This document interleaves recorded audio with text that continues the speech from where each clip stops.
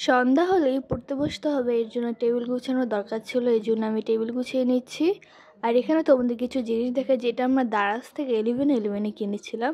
এখানে আমরা পুরো খাঁটি লাল চাল কিনেছিলাম। এটার দাম ছিল হচ্ছে 1 কেজি 130 টাকা করে। আমরা 10 কেজি কিনেছিলাম। আরও অনেক কিছু কিনেছিলাম, যেমন এখানে কিনেছিলাম বাসমতি চাল, কিন্তু চালটা আমার কাছে বেশি একটা ভালো লাগেনি। মানে চালটা একটু মোটা আর একটু খাটো ছিল, লম্বা ছিল না। আর ছিল এখানে জিরো ক্যাল, আরও অনেক কিছু। এগুলোর সব দাম আমি ভিডিওতে মেনশন করে দিব।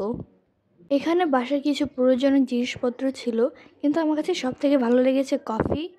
এখানে আমি 2 প্যাকেট কফি কিনেছিলাম, যেগুলোর দাম আমার মনে নেই, আমি অবশ্যই মেনশন করে দিব। আমি ডিসকাউন্টে 2 প্যাকেট কফি কিনেছিলাম। এরপরে আমি আমার ড্রেসিং টেবিলটা পরিষ্কার করতে যাচ্ছিলাম।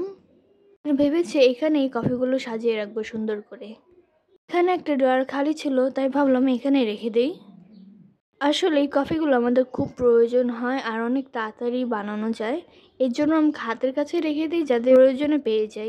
আর এখানে সব মেকআপগুলো বের করা ছিল, এগুলো সব গুছিয়ে রাখতে হবে। আমার হাতে যে লিপস্টিকগুলো দেখছো, এগুলো খুব ভালো ছিল আর অনেক রিজনেবল প্রাইসের মধ্যেই পেয়েছিলাম। আমি চেষ্টা করব দোকানের নাম আর প্রাইসটা লিখে দিতে।